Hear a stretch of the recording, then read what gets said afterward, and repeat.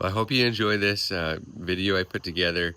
I learned a lot. I've been kind of just like taking little video clips of my hunting for years, but now I'm getting a little bit more serious and like learning some new tricks. So in the future, I'll learn to like video like this, like sideways, so I can put this up on YouTube and do some more long form content. But out of everything, I just kind of wanted to like keep this pretty unedited. So you'll see like some long pauses in there. Like you might not know what's going on. And I kind of wanted to keep it that way. Like I get to kind of relive it. I love just like watching it and rewatching it again and like remembering all those sights and sounds and smells and feelings. And um, so you'll kind of get some of that and you can kind of figure out what's going on. And I'll give some like recaps through the video when I'm talking, but hope you enjoy it. I'm going to come up with more ideas and more things on my hunts. I've got a September hunt for 2025 coming up, a 10-day hunt that I'm going to do, and I'm going to do the same thing. This year was a new thing for me in 2024, like hunting out of a tree saddle. I've never done that before. So spoiler alert, I got an elk out of a tree saddle and it was amazing. It was so fun. It's definitely a more effective way to hunt. Like generally in the past, I've like averaged about 8 miles a day or more, like just hiking and running around the mountains. So this was a different kind of tough, just being able to sit in a tree saddle, which is like not always the most comfortable.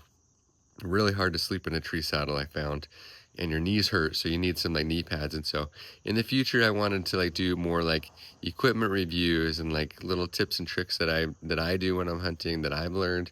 So have a good time, hope you enjoy it. It's about 35 minutes long.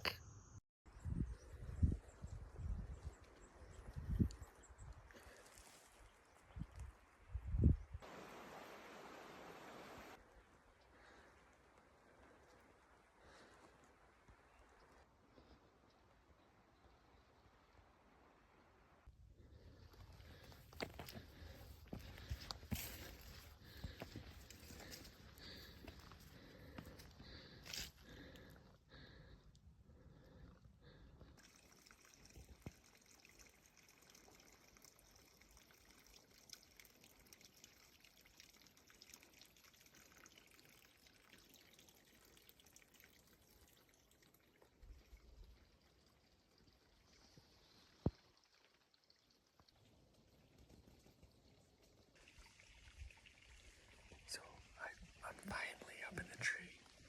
It took me an hour and a half to get this tree saddle up here in this tree. I'm probably like 20 feet up. So only trick again on over top of this spring in this wallow. Like tons of tracks in here, bear tracks, elk tracks. But man, this was the scariest thing of my life, trying to get in this thing. Let me flip this around if I can.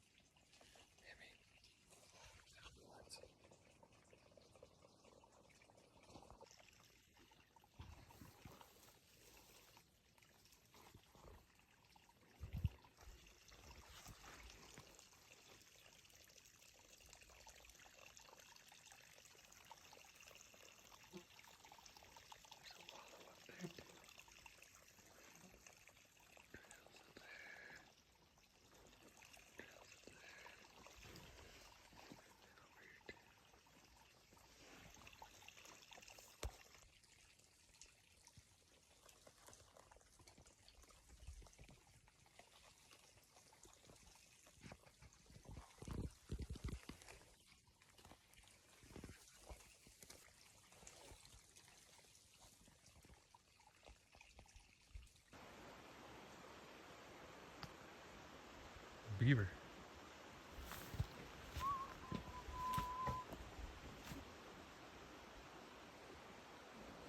Hey there, Beav.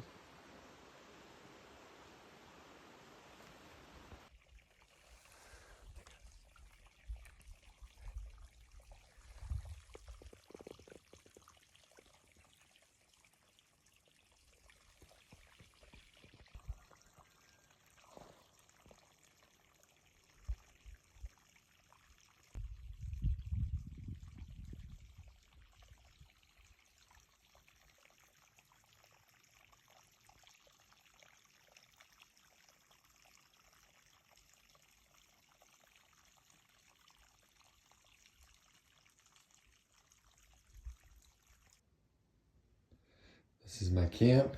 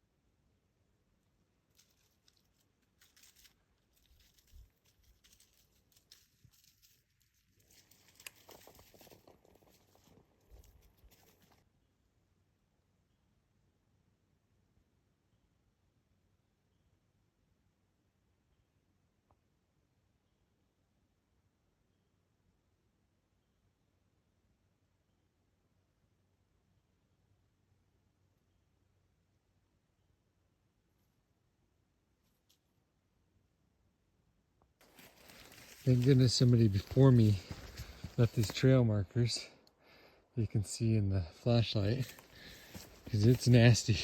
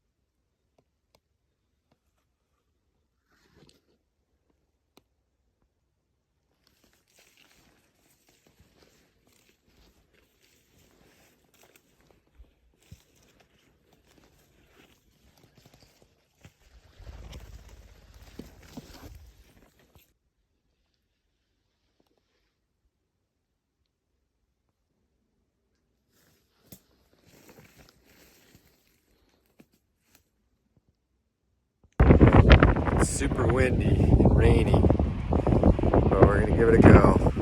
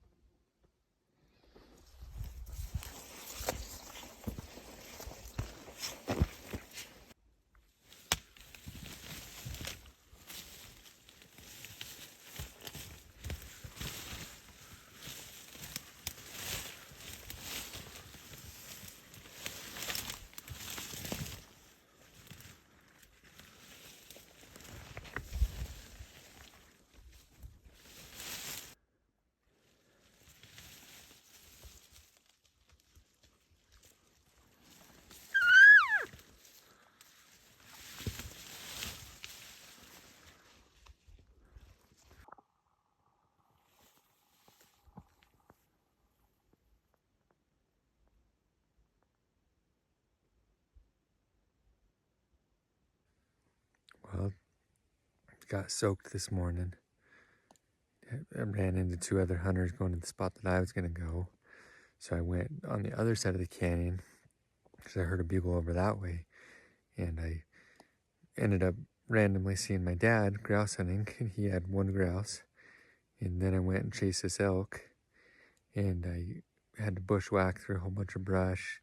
Ended up setting up 2 cameras, tried to find him, and like went all the way up and around, could never find him. Then he came back down, and then he bugled again. So I hiked way back up the mountain again, got super close to him, but it was too thick and too steep. And I didn't have a shot. I couldn't see him. And anyways, he knew something was up, and he skirted out of there. But I did have a cow and a calf that were pretty close. Like they kind of just hung around all afternoon with me. But anyways, looking for the bull.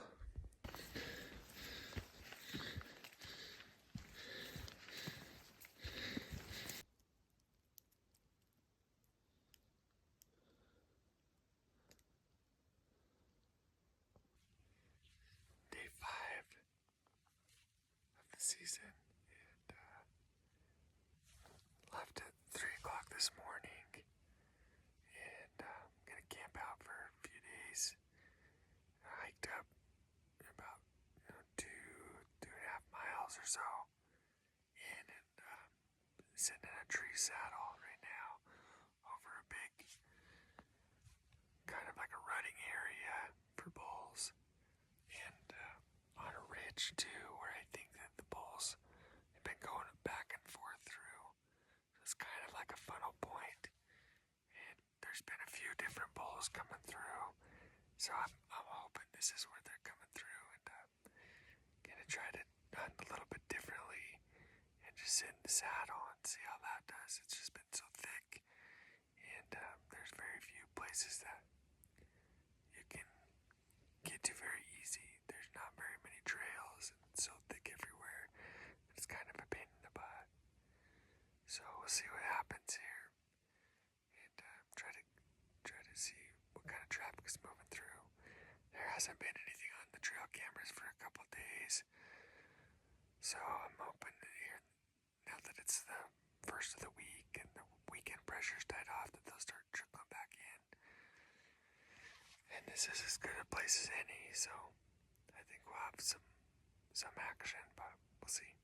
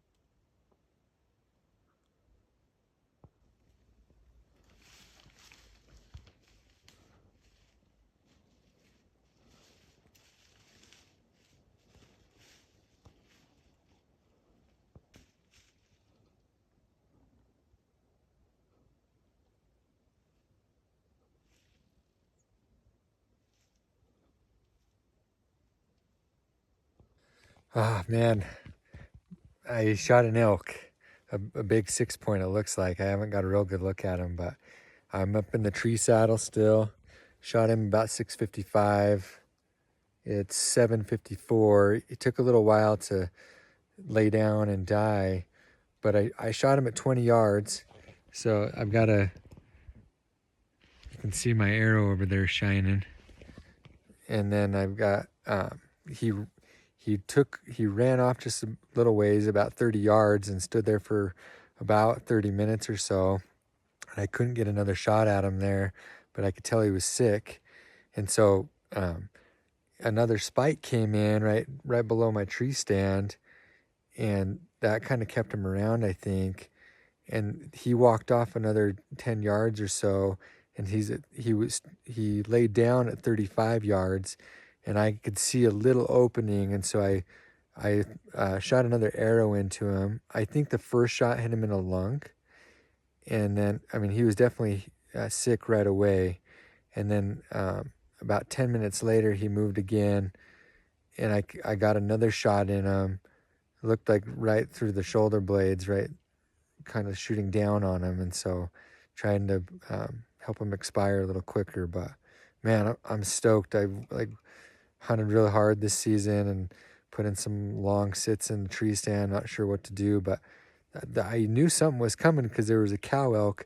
All of a sudden, I heard some crashing, and this cow elk came busting out of. I didn't even hear it until it was like right here, and it came busting out right under my tree stand, 20 yards away, and she was panting like something had been chasing her, and I could hear something else further back, and so I figured it was either a predator chasing her or another bull. And anyways, so that bull had been trailing her, and I had sprayed some like estrus, like elk scent on the ground over there, and he came out about maybe 15 minutes after that cow came through, and he smelled that on the ground, and it gave me enough time to stick him right behind the shoulder. It was a full pass through, the arrow was. I couldn't quite tell where I hit him, but I'm pretty sure it was a lung, just the way he was coughing and stuff. But he's over here down now. I've got some family coming to help me pack out and some friends on standby, and I just got to now get down out of the tree and make my way over to him, do a gutless method, I think, on him, and try to get him out as much as I can tonight. There's quite a few black bears in here, and so I don't want them to get on him. So keep you posted.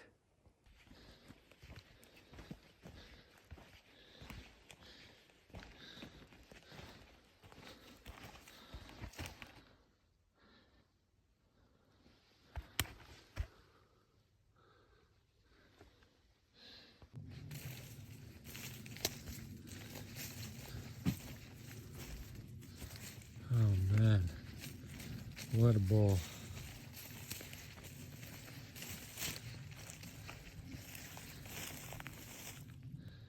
That's a good one.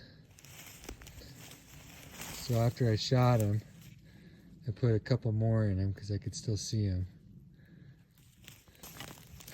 So I shot, that's the third shot. I got another shot on the other side. Oh man, he's awesome.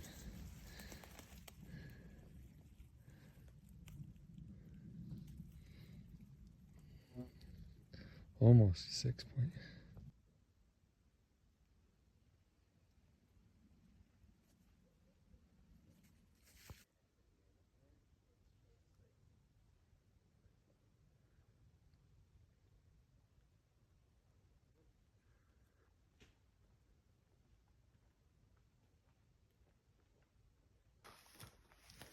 So 1.83 miles to here. Oh, is that? Well, Zoe and Braden and my dad came up to help me pack out. Luckily, otherwise I'd be there for 2 days. What were we 2 miles in about? Yeah, 2. But luckily, you're just one hill up, and then the rest is downhill.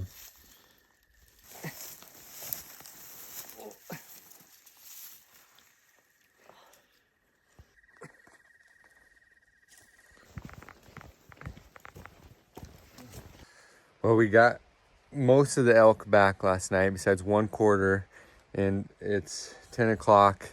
I'm gonna head up for that last hind quarter, which is pretty heavy. So we packed all this out. Braden and Zoe and my dad came and helped. Man, I don't know what I would have done without them, but we got the elk back here cooling off, and one more hind quarter like that to go grab this morning. And I'm gonna go pick up my trail cams, as many as I can get, and then on the way, and then take it to a butcher. I don't think I'm gonna butcher it this time. I just don't have the time.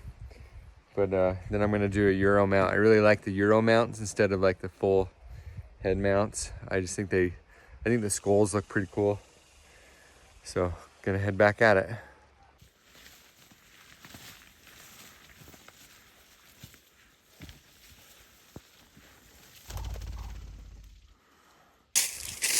Almost to the last quarter. Man, honestly, I think hunting is like 90% suffering, like major suffering, which I don't know why I do it. If it's like a sickness, that keeps me coming back, because like you have that 10% excitement and adventure, and like kind of just like all that suffering makes it like that much more appealing, I think. Like the highs are so high because you really like mentally and physically, like you're just pushing yourself. You're seeing new places, and that's cool, and wild animals, and that's definitely cool too. But the amount of suffering that goes into hunting, like I think it's just like something you have to be born with. It is like having that drive. I don't know if everybody's born with it or what, but like every time I kill an animal, I think like, oh man, why did I do this? And then it's like second fun. Like it's only fun when you remember it. During the ordeal, it's not fun, like packing it out.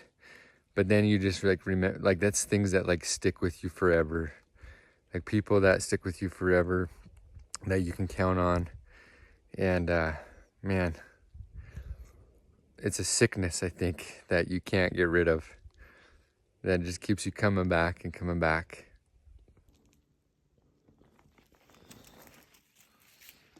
Almost up to my last quarter. So I'm just kind of trying to be fair aware.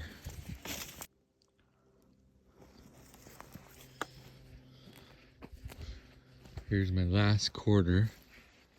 Just trying to make sure that there's no bears around it.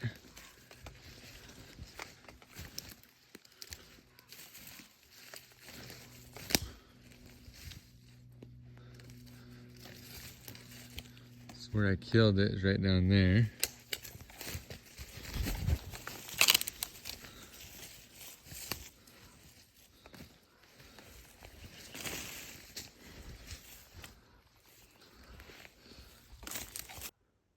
That's the tree I was in with the branches that were kind of cut off there. 20 yards. This is where I shot him, right there. My arrow came through him and stuck in that tree. So this is how I pack this quarter out. My frame backpack, it pulls apart, so it has like this little meat shelf right here. So I lay the quarter on this, and then I fold this side over and then strap it in, and that's, man, it's the best way to pack. And then you strap it in, and you got a frame that's sturdy and that holds it good to your back, and is in this big hip belt, kind of helps carry the weight. This is how I have to get a heavy pack on, is sit it on the ground and lean up against it, and then kind of get it strapped in. Take my glove off. Maybe.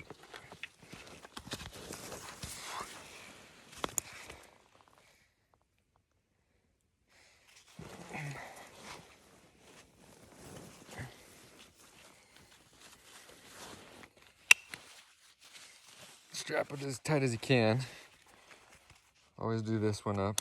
Keep it from pulling your shoulders. And I'll grab the trekking poles here in just a second.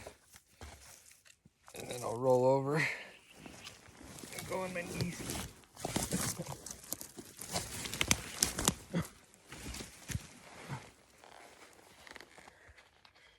And you gotta adjust your load straps. If I can find them.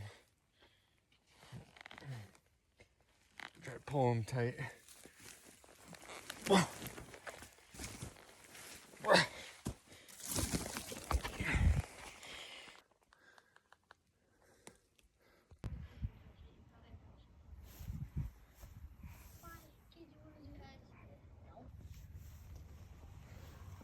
This one has like more dirty. Say hi, elk. Did you give Brayden and Zoe some of the meat? I'm getting it when I get it back. And Grandpa, because they were very good to come help me. This is like as much as my body. Mm-hmm. It's kind of like Hunter's Christmas. Is like getting your meat back. So we got like a bunch of, we did like a lot of roasts. So we did a whole bunch of roasts. We did like the tenderloins and the back straps like in the steaks, and I did them like 1-inch steaks, 6 to a package, and then we did some hamburger, of course, of like leftover stuff in 2-pound packs. So I had Craig Hillman in Teton Valley do the meat processing, and he did a great job. So I've had him do stuff for our family before, and we like taking it to him, and excited to get this back and try it out. And then everybody that helped me pack out the elk, I kind of divvy this up between them too, and I wouldn't have been able to get it processed without their help and saving me on the mountain.